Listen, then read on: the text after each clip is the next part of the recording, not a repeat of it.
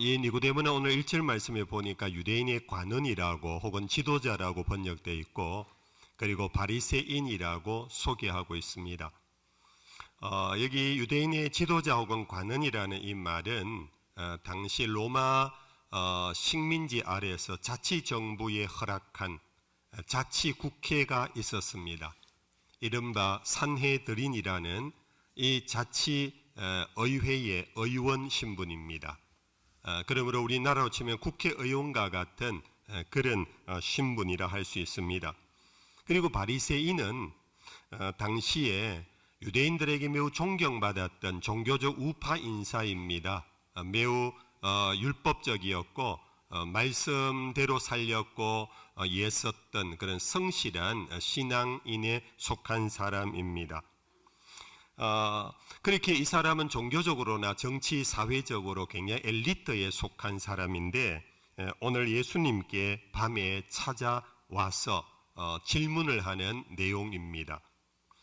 여러분들, 사실 여기에 우리가 성경을 읽을 때 자연스럽게 넘어가지만 방금 제가 니고데모가 어떤 사람인가를 소개한 것을 입체적으로 오늘 우리에게 당겨오면은 이건 파격적 행동입니다. 니고데모는 수도권의 엘리트 지도자이고, 예수님은 변방에 갈릴리에서 이상한 소문을 좀 일으키는 그런 낯선 사람에 불과합니다.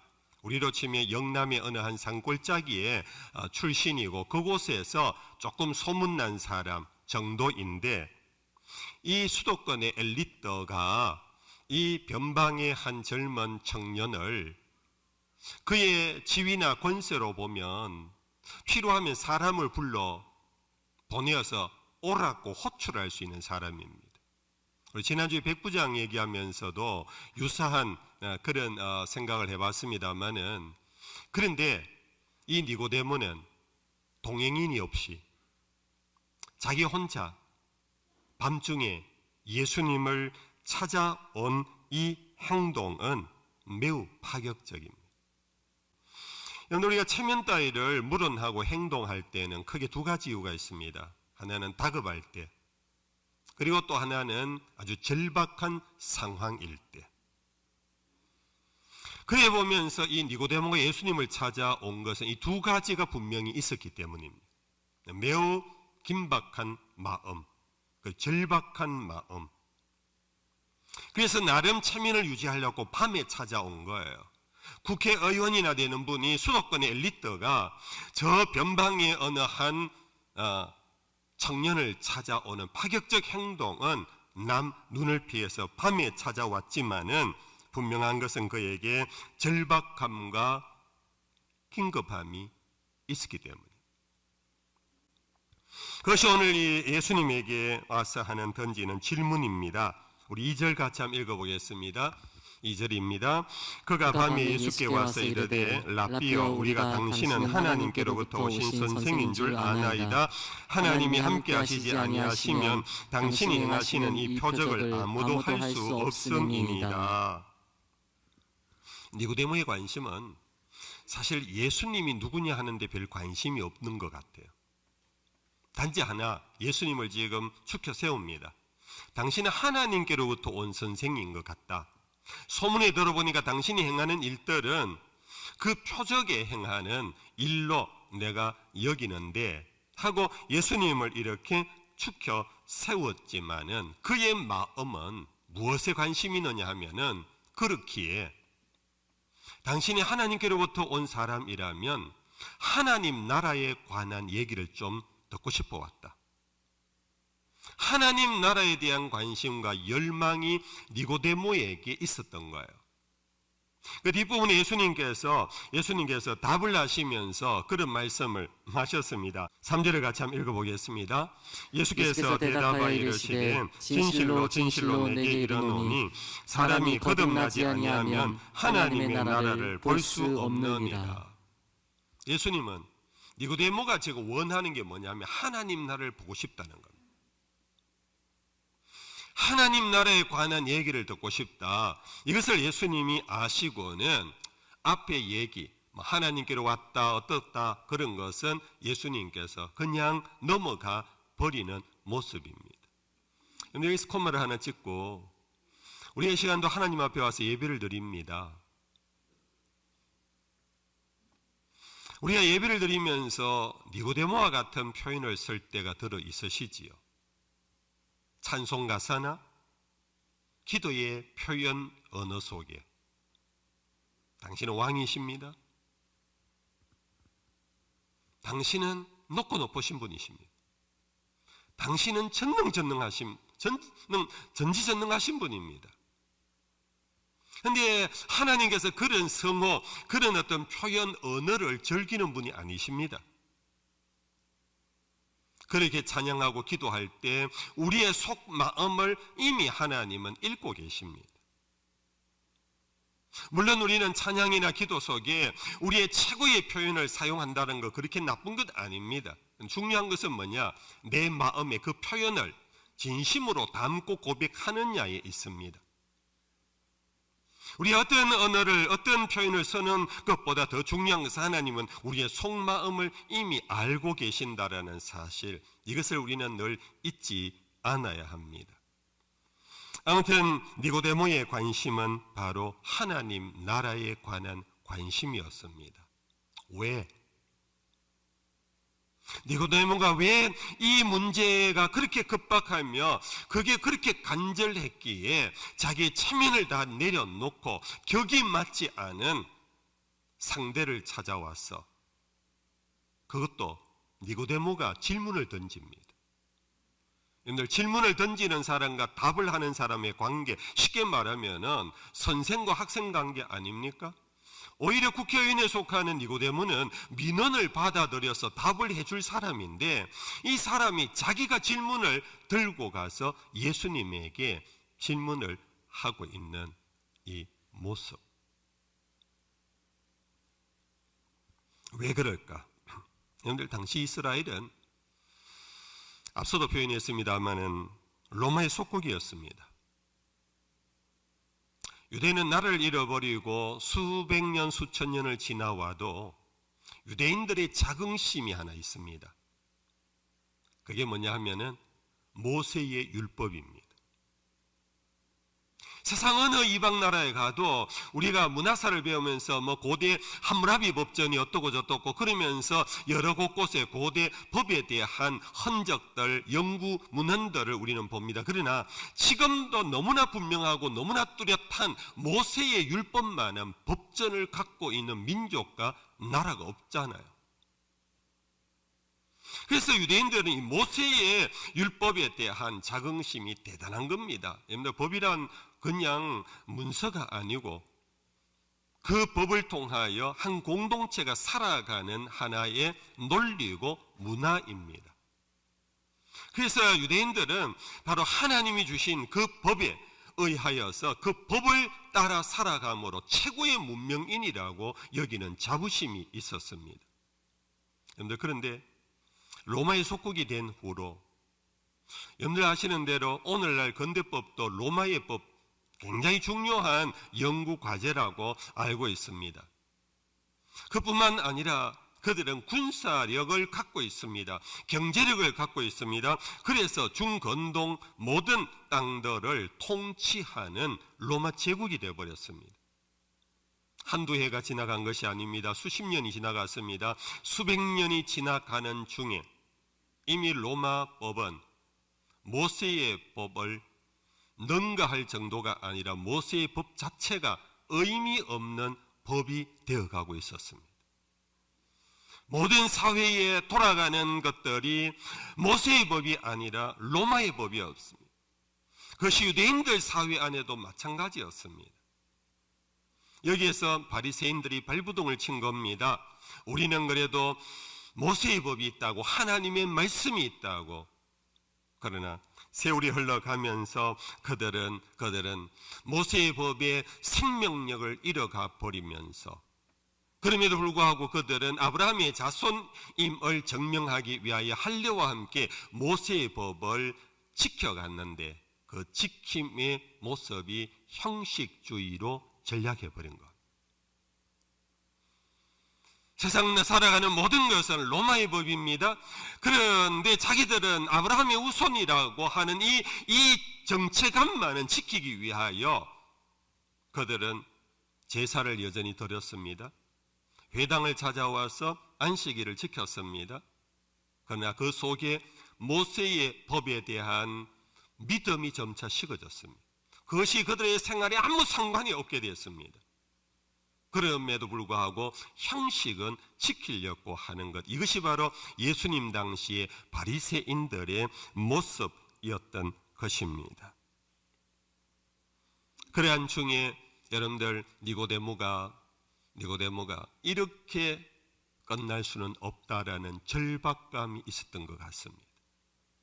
로마가 우리나라 수백 년을 지금 지배하고 로마의 법이 모세의 법 위에 실제적인 법이 되고 우리가 살아가는 도리가 로마의 법이지만, 그러나 나는 믿는다, 로마 위에 하나님 나라가 있음을 믿는다라는 이 믿음이 바로 니고데모로 하여금 예수에 대한 소문을 들으면서 저는 하나님으로부터 온 사람일 것 같다, 그렇다면 로마를 넘어 하나님의 나라가 언제 임할 것인가, 우리가 믿었던 메시아가 언제 올 것이며 그로 인하여 하나님 나라가 과연 우리 민족 가운데 회복되어질 것인가에 대한 그 불타는 마음을 갖고 예수님을 찾아온 것입니다. 이 니고데모의 질문에 예수님께서 대답을 이렇게 하셨습니다. 3절입니다. 다 같이 한번 읽어볼까요? 3절 아까 읽었습니다만 또 읽어봅시다. 예수께서 대답하여 이르시되 진실로 진실로 내게 이르노니 사람이 거듭나지 아니하면 하나님의 나라를 볼 수 없느니라. 예수님께서 하나님 나라를 보고 싶어 찾아온 니고데모에게 이미 아시고 네가 거듭나지 않으면 하나님 나라를 볼 수 없어.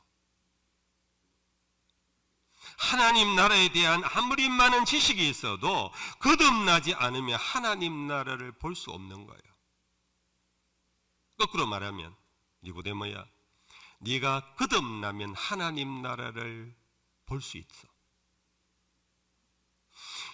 이 말 속에 예수님의 지금 속에 타는 어떤 마음이 뭘까요?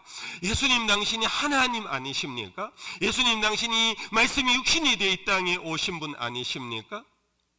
거듭나지 않으니까 예수가 하나님이신 줄을 모르는 겁니다. 하나님 나라에 관한 지식을 구하러 온 것뿐입니다. 예수님이 답하셨습니다. 니고데모에 네가 거듭났다면 벌써 하나님 나라를 볼 수 있는 거야.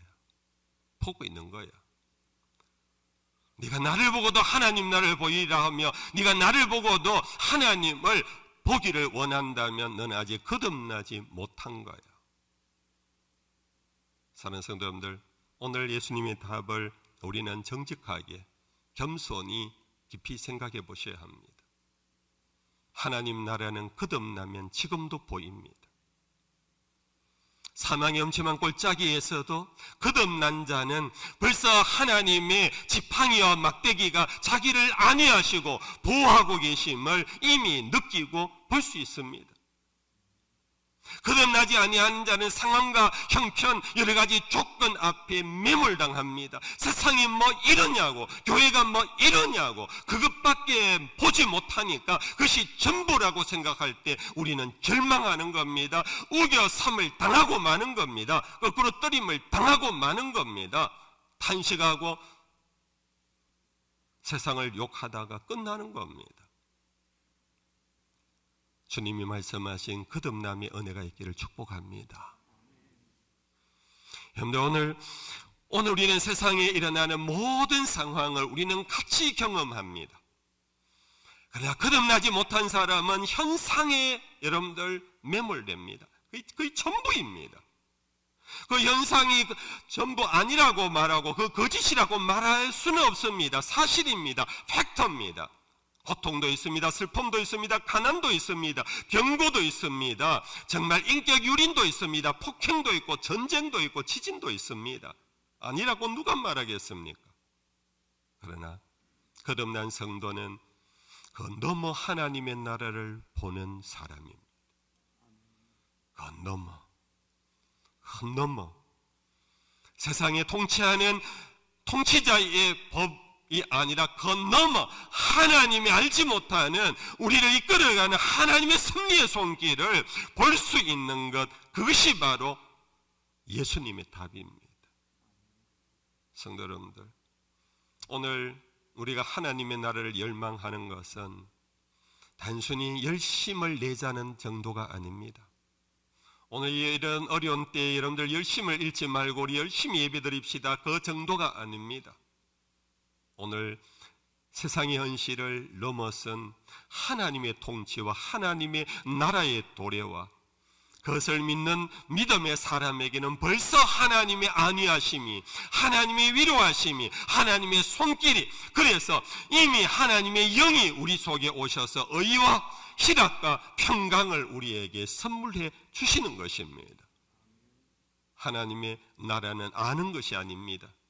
하나님의 나라는 보는 것입니다. 하나님의 나라는 누리는 것입니다. 하나님의 나라는 사는 것입니다. 말씀이 길어서 오늘 설교 준비한 모든 것을 다 전하기가 어렵습니다. 이러니까 니고데모가 묻습니다. 그러면은 어머니 배에 다시 들어갔다가 나와야 합니까? 니고데모는 생물학적인 질문을 반복했습니다. 예수님의 뜻을 아직 이해를 못하고 있습니다. 예수님이 답변하셨습니다. 네가 물과 성령으로 거듭나지 아니하고는 하나님 나라를 볼 수 없다. 육에서 난 것은 육이라고. 어머니 배에 10번을 더 갖다 놔봐라. 그것은 육에서 난 눈으로 보면은 세상은 육에 끝난다고. 거듭남은 육신의 변화가 아니라고. 거듭남은 또 다른 하나를 더 한 번 살아보는 게 아니라고. 그래서 완전한 다른 세계라고. 영어에서 another way가 아니라 the other way라고. 성도 여러분들, 예수의 길은 그것입니다. 공자의 길이 있고 석가의 길이 있고 마호메트의 길이, 그 또 다른 하나의 another way가 아닙니다. 세상의 종교는 여러분들 여러 가지 수련 방법이 있습니다. 복음서에 보면은 세례자 요한의 제자가 예수님을 찾아와서 질문합니다. 당신은 어떻게 당신의 제자에게 금식을 가르치지 않느냐고. 여러분들 아시죠? 금식은 종교 수련 행위 가운데 어느 종교든지 다 있습니다. 그리고 금식을 실제로 해보신 분은 압니다. 몸이 굉장히 가벼워질 뿐 아니라 마음도 굉장히 맑아집니다. 생각이 굉장히 여러분들 부드럽고 순해집니다. 굉장히 좋은 여러분들 수련 방법입니다. 그래서 세례자 요한도 바리새인들도 금식을 지켰습니다. 그것을 통하여 자기를 수련했습니다. 그런데 예수와 예수의 제자들은 금식을 안 합니다. 와서 질문을 했습니다. 도대체 당신들은 뭐 하는 집단이냐고. 도대체 당신들은 영적인 수련을 왜 안 하느냐고. 그때 예수님이 답하신 거 아십니까? 여러분들, 그때 예수님이 이런 말씀을 하셨습니다. 따라 하실까요? 새술은 새 부대에 담궈야 한다. 새 부대에 담궈야 한다. 여러분들, 이 말은 우리가 여러분들 어느 정도 어떻게 이해하고 있는지 모르겠지만 새술이라는 것은 곧 예수 그리스도를 의미합니다. 예수 그리스도를 통한 참된 영생의 길을 의미합니다. 복음을 의미합니다. 이것은 새 부대가 필요합니다. 그냥 이 부대 저 부대 어느 부대든지 담으면 되는 게 아닙니다.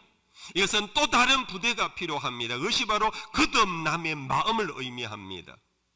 예수님의 길은 또 다른 하나의 종교의 길이라면은 헌 가족 부대 아무데나 담으면 됩니다.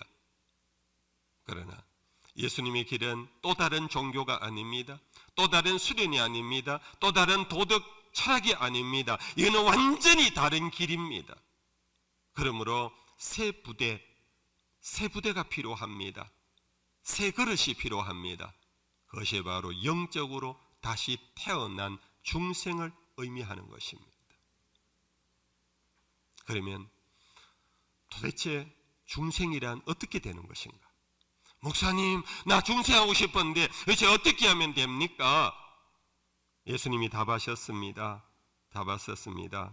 바람이 임의로 불 때 내가 그 소리는 들어도 어디서 와서 어디로 가는지 알지 못하나니 성령으로 난 사람도 다 그러하니라. 여러분들, 예수님께서 바람을 메타포 은유로 삼으셨습니다. 지금은 기상 천문학이 발달해서 뭐 저기압이 어떻고 고기압이 어떻고 설명할 수 있습니다. 예수님은 그런 것을 염두에 둔 것이 아닙니다. 당시의 사람들의 자연관 세계관의 이해 속에서 바람이 어디에서 시작해서 어디로 가는지 아무도 모른다, 이 말은 거듭남은 사람의 일이 아니라는 겁니다. 사람으로 시작된 것이 아니라는 겁니다. 100일 기도한다고 되는 게 아니라는 겁니다. 금식 기도한다고 되는 게 아니라는 겁니다. 성경을 줄줄 외운다고 되는 게 아니라는 겁니다. 이것은 오직 하나님의 손에서 시작하여 하나님께로 완성되어가는 알파와 오메가의 하나님의 은혜의 사건이라는 겁니다. 대신에 바람이 불면 소리는 듣는다. 어디서 와서 어디로 가는지 모르는 거지만은 소리는 듣는다. 현상은 있다. 그 현상이 뭔가? 여러분들 스스로 이 부분을 정직하게 돌아보십시오. 나는 거듭남의 현상이 있는가? 로마서의 8장 말씀 속에 사도 바울이 소개한 내용입니다. 여러분들, 사도 바울이 거듭남의 증거를 우리에게 매우 구체적으로 가르쳐 주셨습니다. 로마서 8장 14절 이하를 같이 한번 읽어보겠습니다. 같이 읽어봅시다. 버릇 하나님의 영으로 인도함을 받는 사람은 곧 하나님의 아들이라. 너희는 다시 무서워하는 종의 영을 받지 아니하고 양자의 영을 받았으므로 우리가 아빠 아버지라고 부르짖느니라. 성령이 친히 우리의 영과 더불어 우리가 하나님의 자녀인 것을 증언하시나니 자녀이면 또한 상속자 곧 하나님의 상속자요 그리스도와 함께한 상속자니 우리가 그와 함께 영광을 받기 위하여 고난도 함께 받아야 할 것이니라. 거듭난 사람이 세 가지 특징이 있습니다. 첫째는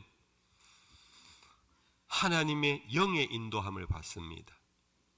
거듭남은 하나님의 영, 성령으로 시작되는 거니까 이후에 내가 신문 펼쳐보고 뭘 할까, 정보지 펼쳐보고 뭐 할까가 아니라 하나님의 말씀인 성령의 인도함을 받으려고 주의 말씀을 주야로 묵상하는, 즐거워하는 하나님의 뜻을 찾는, 이것이 거듭난 자의 첫 번째 특징입니다. 두 번째는 하나님을 아버지라 부릅니다. 성령 안에서 예수를 주라 부르는 자는, 영접하는 자는 그것은 혈통으로 된 것이 아닙니다. 성령으로 된 건데 그로 인하여 주어지는 것이 하나님의 자녀가 되는 권세를 입는 것입니다. 여러분들, 내가 거듭났느냐 하는 중요한 표지입니다. 저는 압니다. 우리 성도들 가운데 아직도 하나님을 아버지라 부르지 못하는 사람이 적지 않다라는 것을. 이유는 뭐냐? 그것은 단순한 호칭이 아니기 때문입니다. 그것은 영이 내가 하나님의 자녀임을 증거하며 하나님을 아버지라 부를 수 있는 감동을 주시기 때문에. 마지막 세 번째는 하나님의 영의 인도함을 받고 하나님을 아버지라 부르는 자는 하나님의 상속자가 됩니다. 하나님의 독생자 그리스도와 함께하는 상속자, 곧 그와 함께 영광을 받기 위하여 고난도 함께 받는 고난의 상속자가 되는 것, 이것이 바로 거듭남의 중요한 증거입니다. 여러분들, 내 스스로 훈련해서 금식하고 스스로 여러분들 열심을 내서 여러분들 봉사하고, 이거는 세상 사람들도 해냅니다. 그러나 뜻밖의 내가 원치 않은 고난이 나에게 닥칩니다.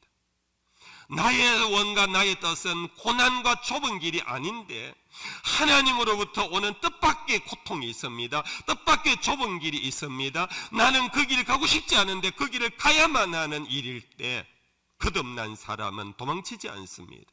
거듭난 사람은 그것을 받아들입니다. 그것이 자기의 길이라는 것을 받아들이며 하나님의 뜻에 순종하는 겁니다. 아버지여 내 원대로 마옵시고 아버지 원대로 하옵소서. 이 세 가지가 거듭남의 증거입니다. 스스로 자기 자신을 잘 한번 살펴보십시오. 나는 성령의 인도함을 받는가? 하나님을 아버지라 부르고 있는가? 나는 아버지의 상속자, 영광뿐 아니라 고난까지도 주의 뜻이면은 나는 순종하려고 하는가? 니고데모를 향하여 네가 끝없나면 지금 로마의 제국 아래에서도 하나님 나라를 볼 수 있어. 네가 끝없나면은 이 세상의 혼란 가운데서도 의와 희락과 평강의 하나님 나라를 너는 누릴 수 있다고. 하나님의 나라를 열망하고 하나님을 열망하는 우리 모두에게 주어지는 선물이 되기를 주 예수의 이름으로 축복합니다.